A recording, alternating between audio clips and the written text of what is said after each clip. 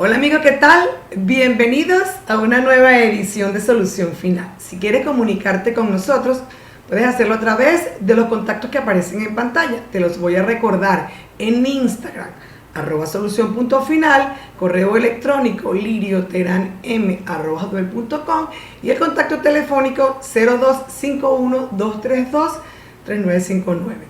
Igual quiero invitarles a que se suscriban a nuestro canal de YouTube, en donde podrán ver toda la programación de Solución Final hasta la fecha. Este programa puedes verlo de cualquier parte del mundo a través de la www.promar.tv y a través de la plataforma Magis TV. Hoy, como todas las semanas, vamos a conversar acerca de un tema interesante, educativo y controversial, sobre todo para las parejas que tienen hijos menores de edad. Se trata de la violencia vicaria. Para ello, digamos, el caso de la semana. Hola, doctora Lirio, estoy en un juicio por custodia de mi hijo de 8 años y mi ex esposo usa la violencia vicaria contra mi persona, pero no sé qué hacer para hacer valer mis derechos en los tribunales de protección.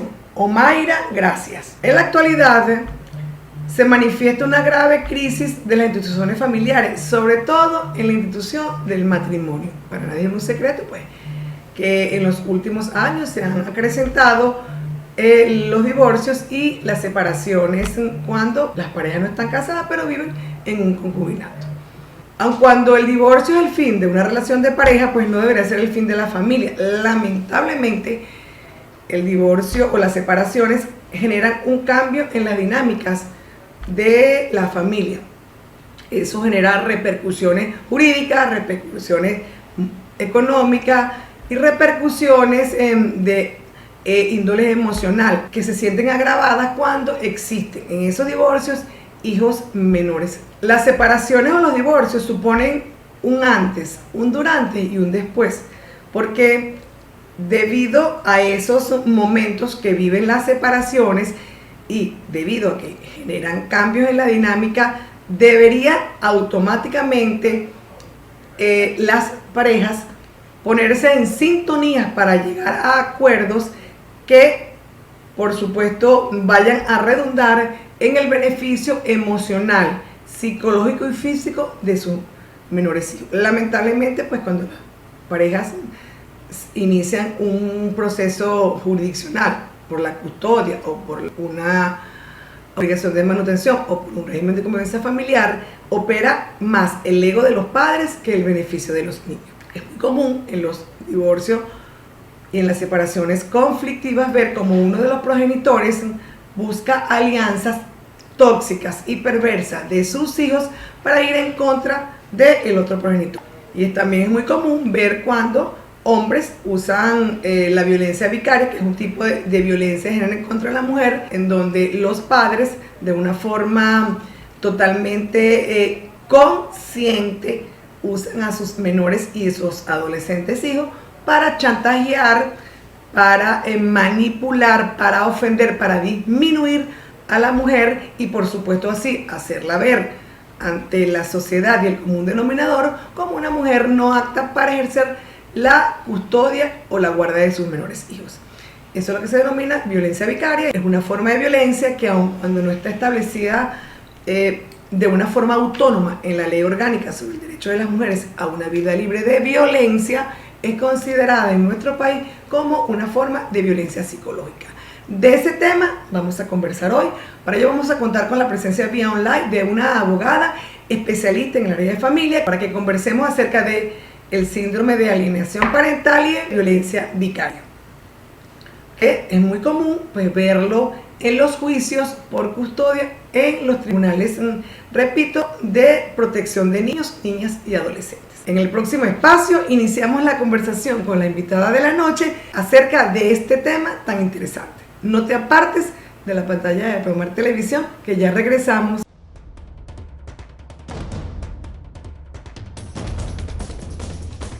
Amigos, estamos de vuelta nuevamente en Solución Final. Como les dije en el espacio anterior, hoy contamos con la presencia vía online de una abogada experta en el área de familia. Se trata de la abogada María Elena Jiménez. Marilena es abogada egresada de la Universidad Fermín Toro, exfiscal del Ministerio Público en el área de Derecho de Familia, de Protección de Niños, Niñas y Adolescentes. Marilena es locutora, divulgadora de los derechos de la infancia y la familia. Es conductora y productora del programa radial Apuntes de Familia, que se transmite por Radio Fe y Alegría. Está diplomada en docencia universitaria, tiene maestría en Derecho Constitucional y Derechos Fundamentales, especializada en Derecho de Familia y Protección de la Infancia y en Derecho Procesal Penal. Bienvenida la abogada Marilena Jiménez a Solución Final. Gracias, Lirio, por tu invitación. Siempre es un gusto estar aquí. Igualmente para nosotros, siempre ha sido un gusto tenerte, Marilena. Conocemos de tu experiencia en el área de familia y hoy vamos a tratar un tema bien importante, ágido y controvertido, la violencia vicaria. Entendemos, por supuesto, que una vez que las parejas se divorcian, surgen los conflictos, no es el deber ser, pero generalmente pasa. Entonces, bueno, las instituciones familiares se comprometen a tal punto que los pobres hijos están dentro de esas peleas a muerte. Yo quiero que con tu experiencia profesional en el área, que te conozco y sé que es amplia y vasta, nos iniciemos en la conversación explicando tú un poco cuáles son las instituciones familiares que rigen en Venezuela, para que luego nos adentremos cómo o cuál es el daño que produce la violencia vicaria. Ok, bueno, fíjate, Lirio, es muy importante comenzar cuando existe una separación y hay hijos, establecer todo lo que son las instituciones familiares. ¿Cuáles son las instituciones familiares? Estamos hablando entonces de custodia, de régimen de convivencia familiar, de obligación de manutención. Hay padres que, pues, en una separación discuten todo lo que son estos aspectos de la responsabilidad de crianza, como lo es el régimen de convivencia familiar, con quién se van a quedar los hijos, quién va a ejercer la custodia. Y para que, por ejemplo, en el caso de un divorcio, para que exista ese divorcio, así sea un divorcio amistoso, van a quedar en los mejores términos y ellos no quieren discutir nada que tenga que ver con obligación de manutención, régimen de convivencia familiar. Por ejemplo, hay padres que dicen, no, a mí no me van a poner normas para yo poder ver a mis hijos. Yo veo a mis hijos cuando yo quiera, como yo quiera, a la hora que yo quiera.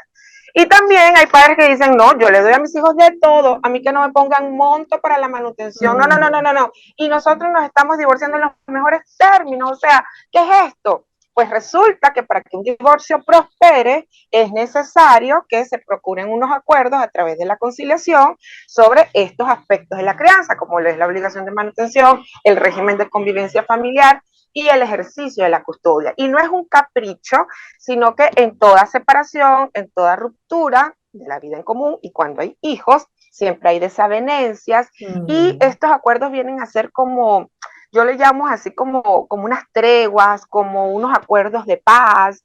Son normas que van a hacer que pues podamos llevar la banda en armonía.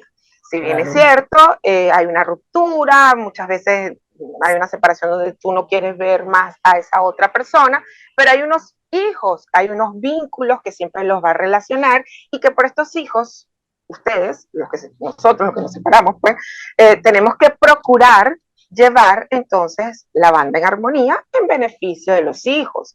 Y muchas veces pues no se quiere hacer, no se quieren llegar a acuerdos y todo este tema del ejercicio de la custodia trae tantas cosas.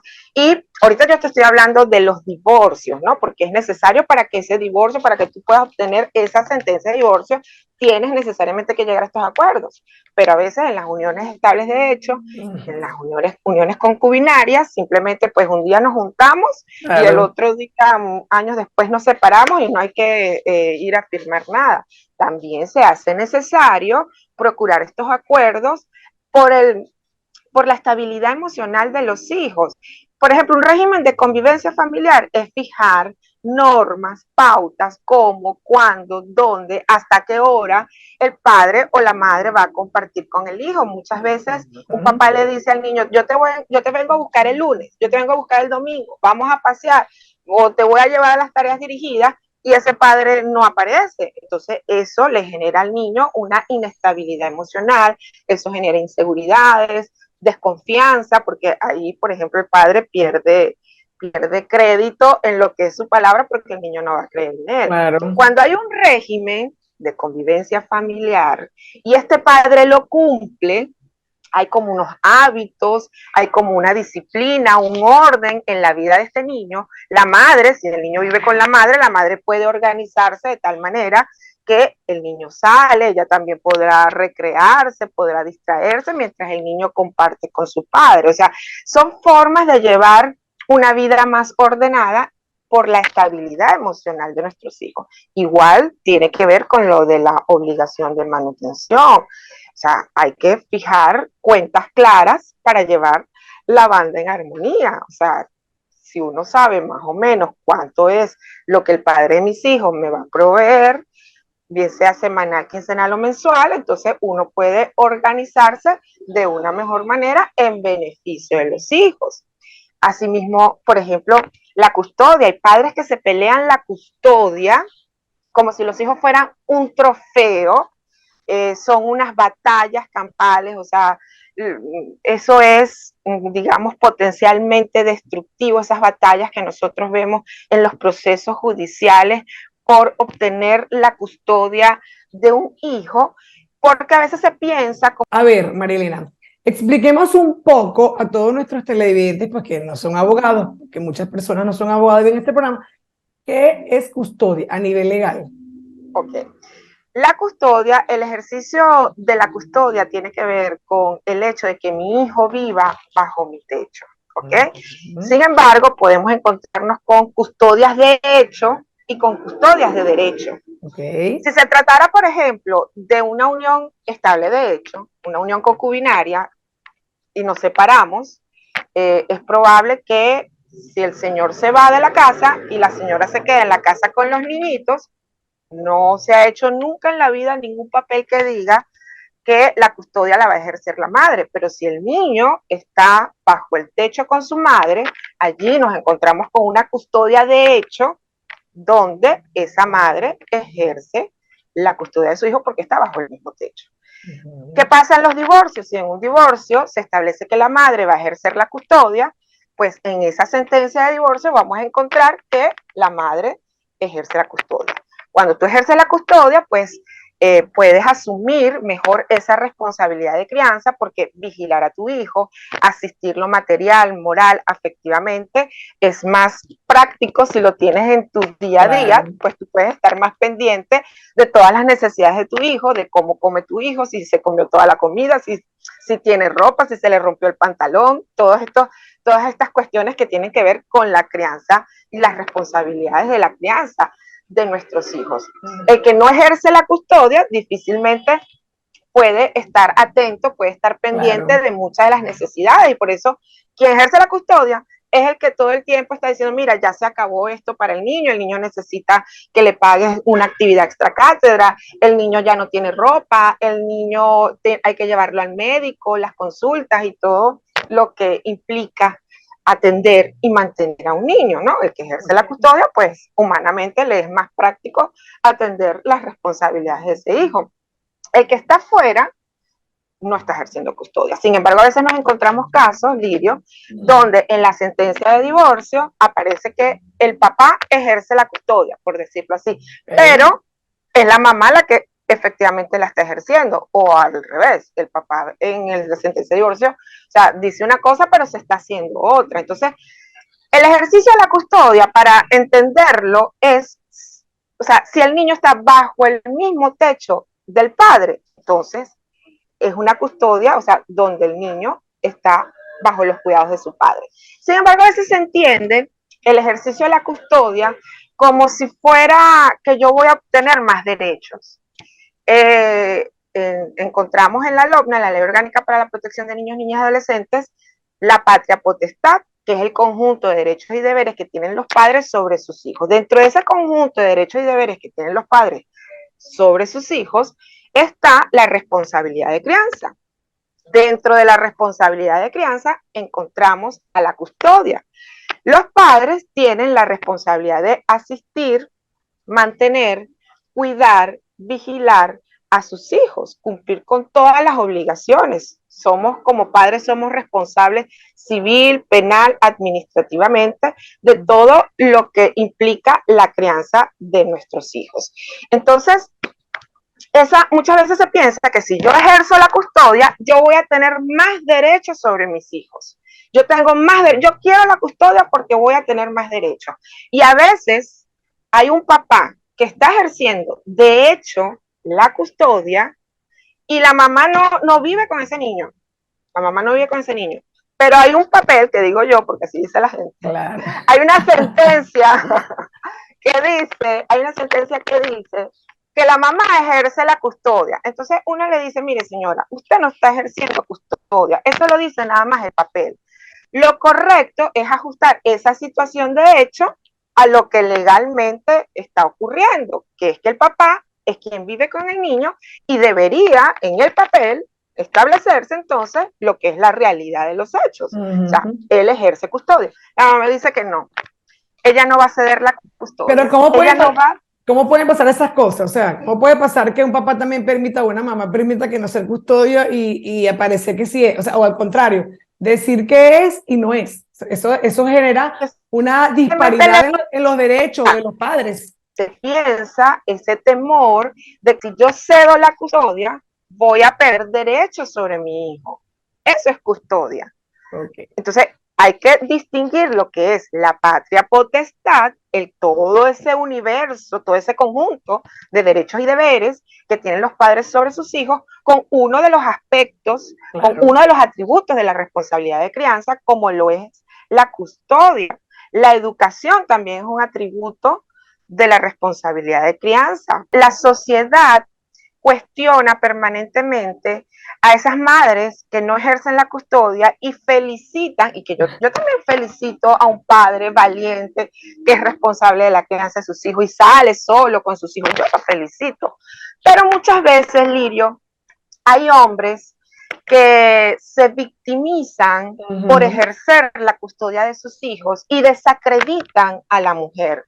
Y hay otros hombres que también desacreditan a la madre de sus hijos y le quitan la custodia a sus hijos como un trofeo y claro, utilizan a esos niños como un instrumento de venganza para destruir psicológicamente a la mujer y moralmente a la mujer, para dejarla frente a la sociedad devastada, destruida, desmoralizada.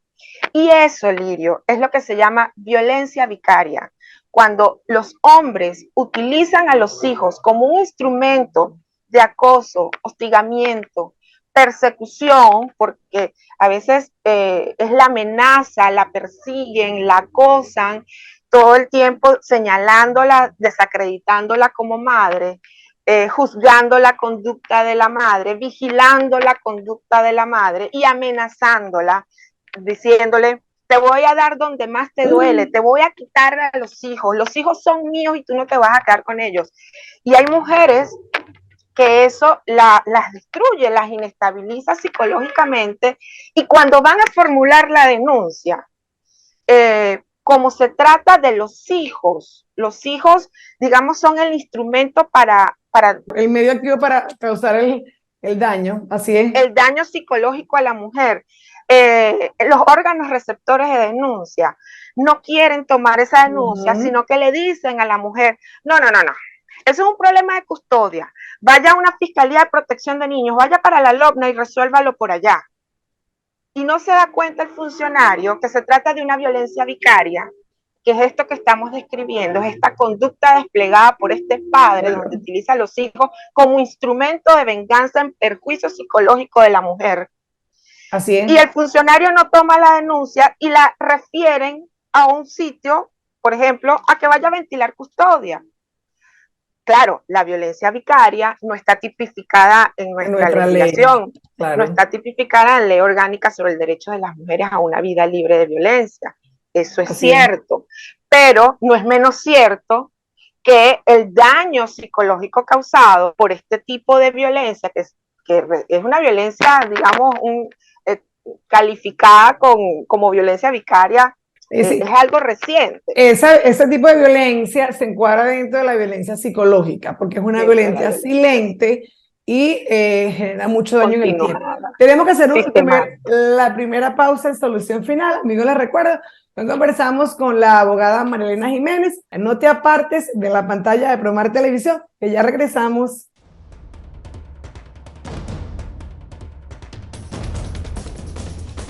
Estamos de vuelta nuevamente en Solución Final. Les recuerdo que hoy conversamos con la abogada Marilena Jiménez acerca de un tema bien controvertido, violencia vicaria. María Elena, comentábamos en el espacio anterior, estabas tú explicando cuál era el concepto de violencia vicaria. Explicaste que es cuando un padre pues usa a sus hijos para causar un daño profundo a la mujer. Eso es un delito de violencia de género que no está contemplada en nuestra ley especial. La violencia vicaria en la custodia de un hijo.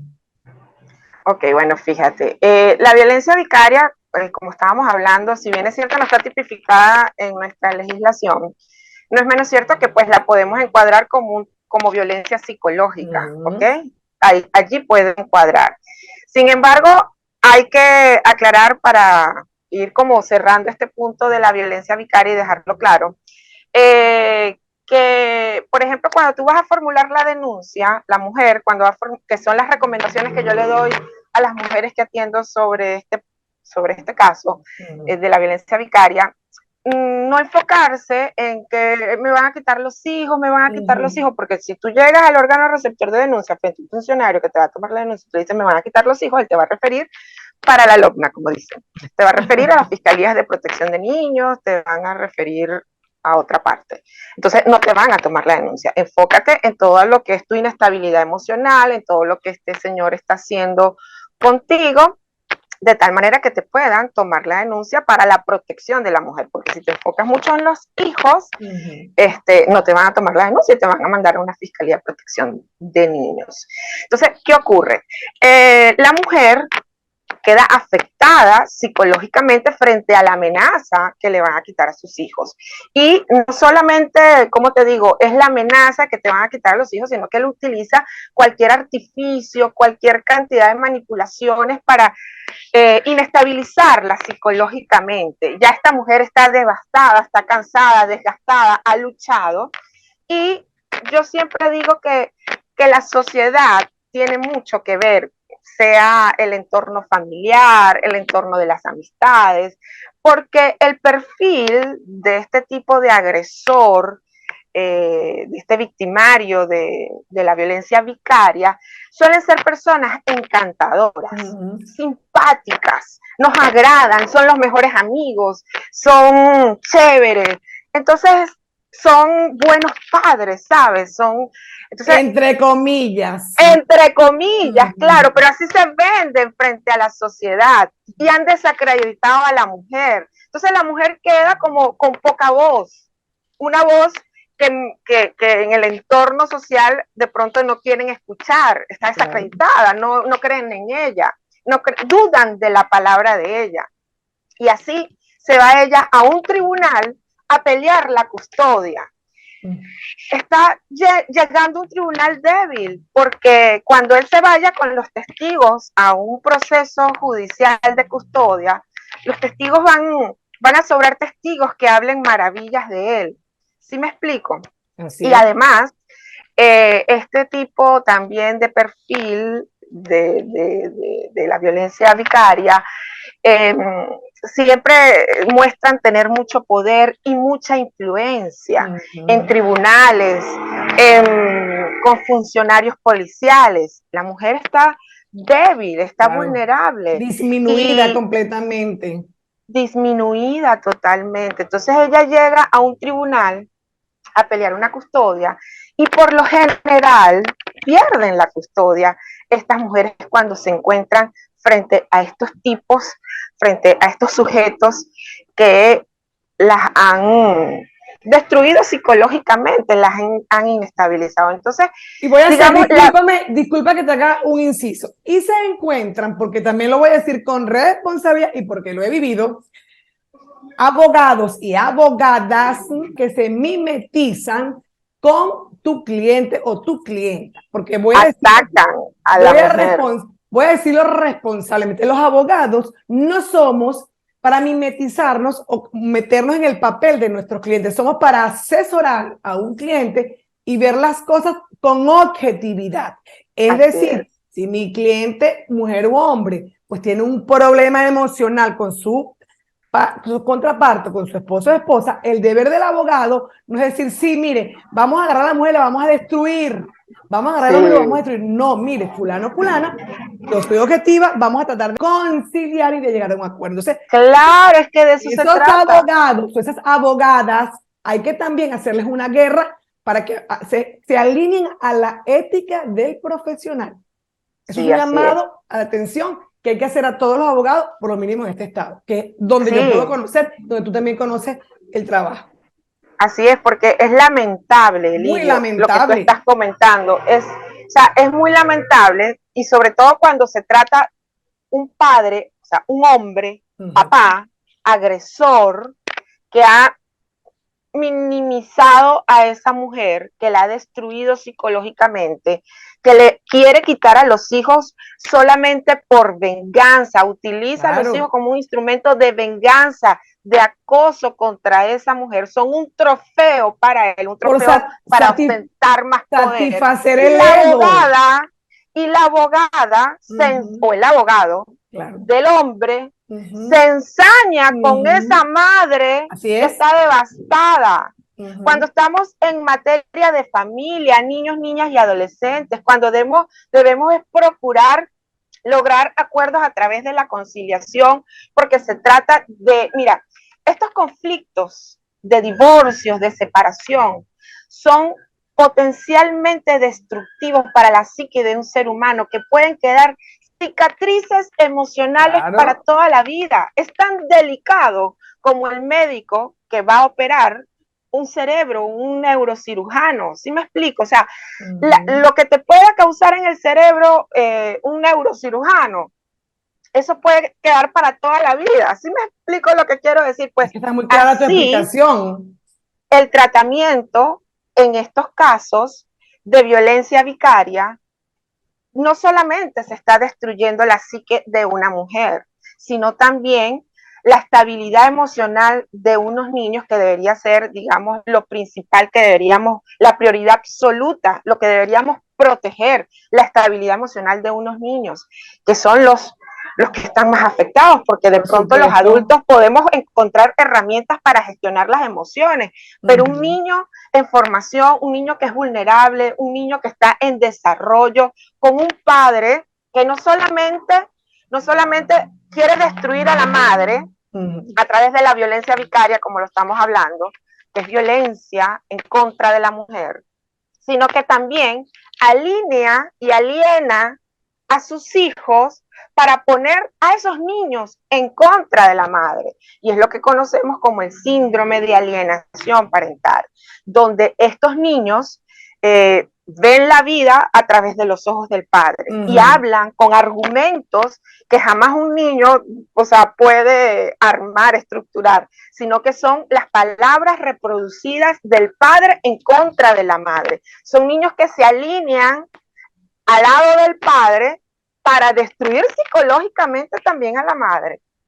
Entonces, eso es síndrome de alienación parental, que por cierto no está dentro de la clasificación internacional de enfermedades mentales, todavía no está catalogado como un trastorno mental. Sin embargo, por ahí estuve leyendo que la Organización Mundial de la Salud estaba como por incluirlo, pero no significa que porque todavía no está incluido como un trastorno mental. O sea, necesitamos informes psicológicos, porque cuando estamos en un proceso de custodia, es importante contar qué dice el informe psicológico, el informe psiquiátrico, el informe social, de todo lo que es la dinámica social de esta familia, la dinámica familiar de esta familia, para que el juez pueda tomar una decisión a quien atribuir el ejercicio de la custodia. Entonces, si bien es cierto, digamos, este síndrome de alienación parental no está catalogado todavía como un trastorno mental, cuando los psicólogos hacen en sus descripciones que los niños presentan hacia la madre un rechazo, y todas estas conclusiones donde se puede inferir que efectivamente es el síndrome de alienación parental, un juez no puede atribuirle la custodia a un padre que ha alienado a sus hijos, porque eso también, y ya tenemos sentencias que así lo establecen, ese síndrome de alienación parental, esa alienación, también es considerado como un trato cruel, como un maltrato hacia sus hijos. Claro. Entonces puede ser una denuncia penal al padre que aliene a sus hijos en contra de la madre. Lo que pasa es que no pueden otorgarle una custodia, claro, a un padre en esas condiciones. Pero también ahora nos vamos para el otro lado de la moneda. Lamentablemente, y esto también es una opinión personal, el día que en este país, y voy a hablar del estado de Lara, que es el estado que conozco, no conozco más ningún estado, los jueces estén preparados para ver más allá de lo que diga una logna, lo que diga esta ley, que 2 más 2 no es 4, 2 más 2 no es 4 acá. Porque ¿cómo es posible, verdad? Que cuando tú vas a un juicio de custodia, vas a una obligación de manutención cualquiera. Entonces, si el papá tiene poder económico, no para ir a corromper a un juez, simplemente para buscarse 2 o 3 o 4 abogados que sean de los que acabamos de mencionar anteriormente, entonces estos abogados se mimetizan, se ponen el papel del hombre o de la mujer o del hombre, porque así siempre es el hombre, y se llevan a todo el mundo por delante. Les importa un pepino, y el juez o la jueza, que es la que está llamada a llevar tener la objetividad, entonces no le damos la oportunidad a la mujer de demostrar ni siquiera qué es lo que queremos demostrar. Entonces, ahí también tenemos que hacer un llamado a los jueces, que tenemos que ser objetivos, ¿verdad? Que tenemos que ir más allá, investigar, claro, más allá, porque a lo mejor el hombre es espectacularmente decente, que todos son decentes. Ah, no, es que mira, encantador, en esta materia, mientras más encantadores son estos hombres, más susto me da. Bueno, y lamentablemente tú que eres una mujer con mucha experiencia, entonces digo, porque también entonces para formar a los jueces tenemos que ver de dónde, o sea, cuál es tu ascendencia personal, porque mira, María Elena, para las personas que trabajamos con violencia contra la mujer, que puedo decir que tengo experiencia en esto, la carga familiar es indispensable conocerla. Si yo estoy acostumbrada desde niña a ver violencia en mi casa, eso para mí es normal. Yo no voy a ver nada anormal. Está capacitado para ir al área penal, no está capacitado para ir al área penal. La historia familiar del juez. En el primer mundo le hacen examen psicológico, y conocen la historia de un juez. Normalizado. Que no podemos, los abogados, montarnos en el papel de nuestros clientes. No, somos abogados. Estamos llamados para ser objetivos y para tratar de llegar a acuerdos, no para destruir. Exactamente. Y que yo soy mejor, que yo soy peor, y por ahí se ganan esa fama para destruir familias. Claro, familias enteras. Y les importa. Para destruir familias. Claro, o sea, sí, que para eso. Es para y ahí quedan cicatrices toda la vida en esa familia que mañana van a ser unos adultos y que de pronto pueden reproducir estos patrones de violencia que vieron en su casa, que se reproducen, ¿sabes? Porque no hubo nadie que pudiera, no hubo un mediador, un profesional en el área del derecho de familia que hiciera lograr acuerdos con esta gente. O sea, qué importantes son los acuerdos entre un papá y una mamá que se están separando. Eso es beneficioso para todos, es menos desgastante. Psicológicamente y económicamente también es menos desgastante lograr acuerdos. Claro. Es lo más económico en todos los sentidos, psicológico y de los bolsillos. Y monetario. Y monetario, exactamente. Y otro punto para cerrar lo del síndrome de alienación parental, que por ejemplo se ve mucho en las madres que alinean y alienan a los hijos en contra del padre. Sí. La violencia vicaria se ve mucho en el padre que utiliza a los hijos como un instrumento de venganza en contra de la madre. Es decir, no siempre se da, o sea, yo estoy hablando en términos generales de cantidad. Claro, las mujeres alienan a sus hijos en mayor cantidad en contra de un papá. Y los hombres utilizan a sus hijos en contra de una mamá. Es como lo que Dios, qué terrible, qué macabro. Y los pobres niñitos y los pobres adolescentes en el medio de esa porque eso no dura, eso es, no es discusión, eso es una guerra, y una guerra, María Elena, que a veces dura años, porque empezamos con las instituciones familiares, luego vamos para la partición, y por ahí duramos, o sea, pueden durar 5, 8, 10 años, los niños se hacen grandes, y los niños luego repiten esos patrones de conducta, porque he tenido casos, y he conocido casos muy de cerca, luego son mujeres violentadas y hombres violentadores, sean niñas o sean niños. Tenemos que hacer la próxima pausa en Solución Final. Amigos, les recuerdo que hoy conversamos con la abogada María Elena Jiménez. No te apartes de la pantalla de Promar Televisión, que ya regresamos.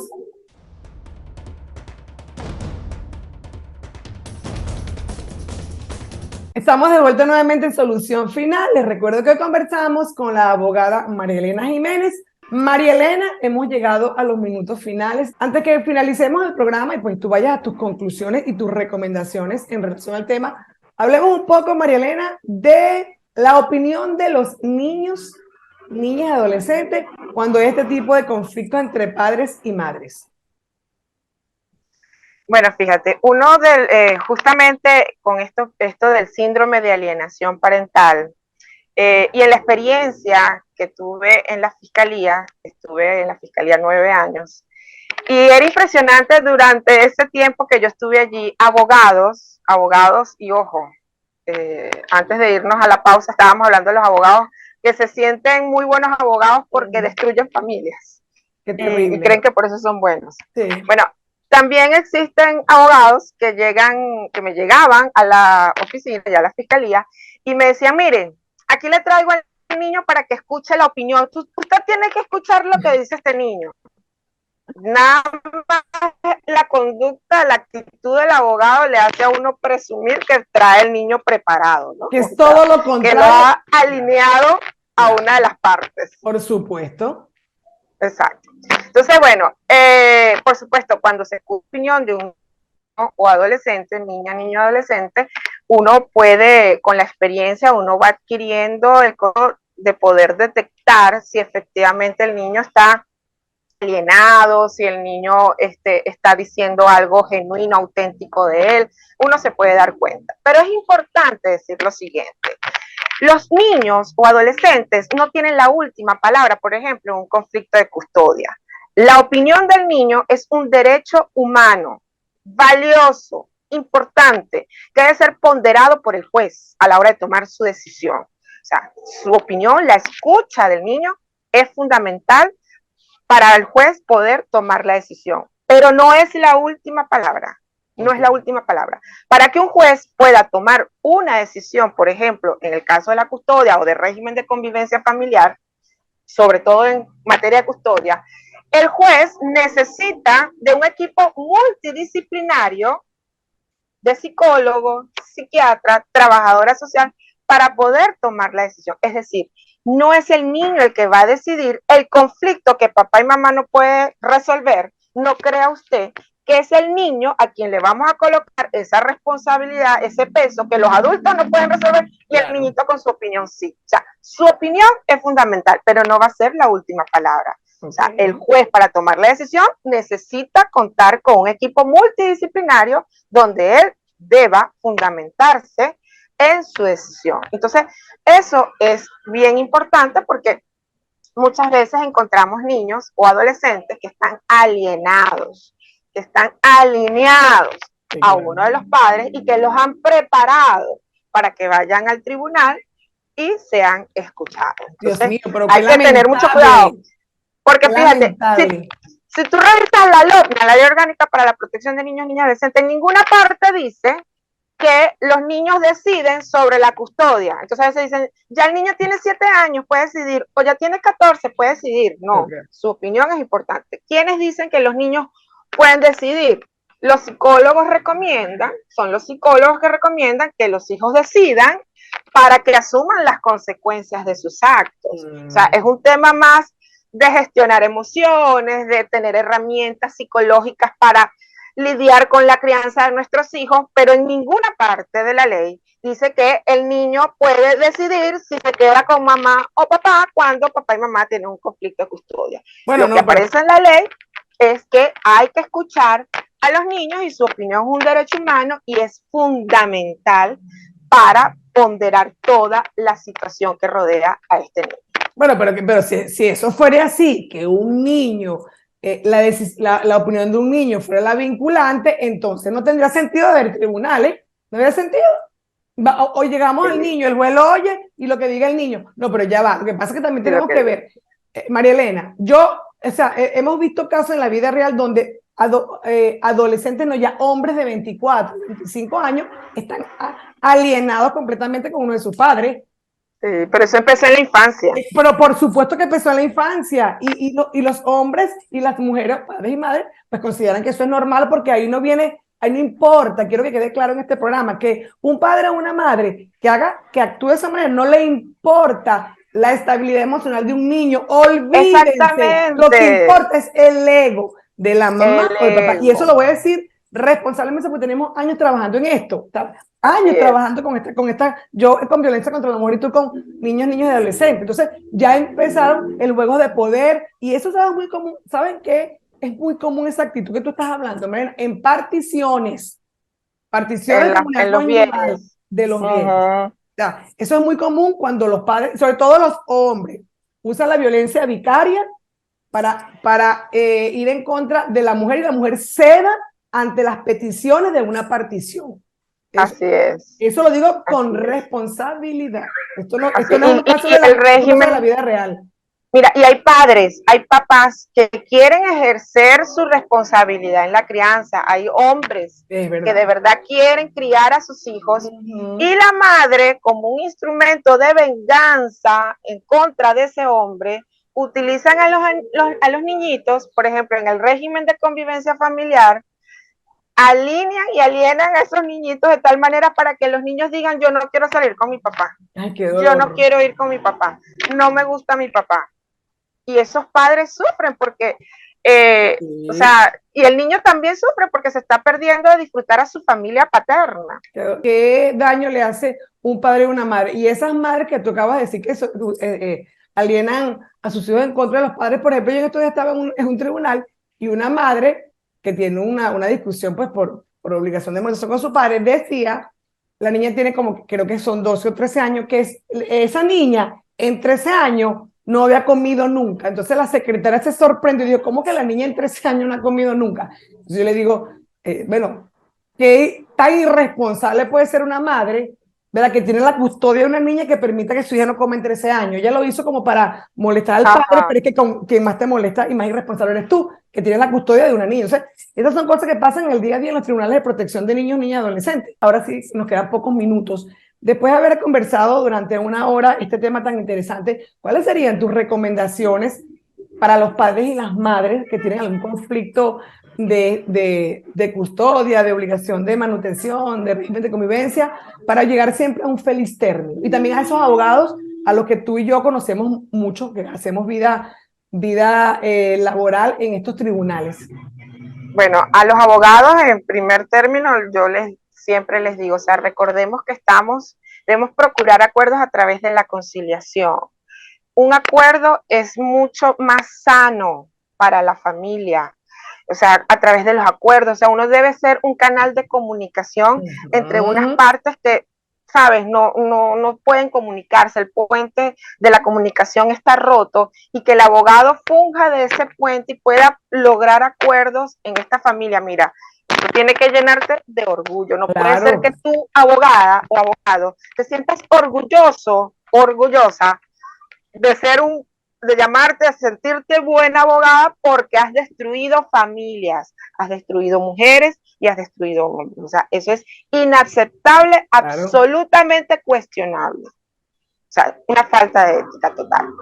Y a los padres, a la madre, por ejemplo, a una madre que está siendo víctima de violencia vicaria, yo le recomiendo que denuncie, que sea insistente, que sea persistente, que si bien es cierto, la violencia vicaria no está tipificada en nuestra ley, no es menos cierto que es una violencia psicológica y que muchas veces el funcionario no te quiere tomar la denuncia. Por lo tanto, o sea, al funcionario le hago un llamado de atención de no reconocer la violencia vicaria o la violencia en contra de la mujer. O sea, es apología Claro. de la violencia. Así es. Y hay que escuchar, hay que atender, no simplemente porque ella diga, están usando a los niños, me quieren quitar a los niños, estoy sufriendo porque tengo miedo, me quiere quitar a los niños. O sea, no, váyase de aquí, eso es otra fiscalía. O sea, trate de escuchar a una mujer que viene emocionalmente inestable. O sea, eso se puede apreciar, se puede detectar, pero no porque mencione a sus hijos, ya la quieres correr y rebotar de esa fiscalía.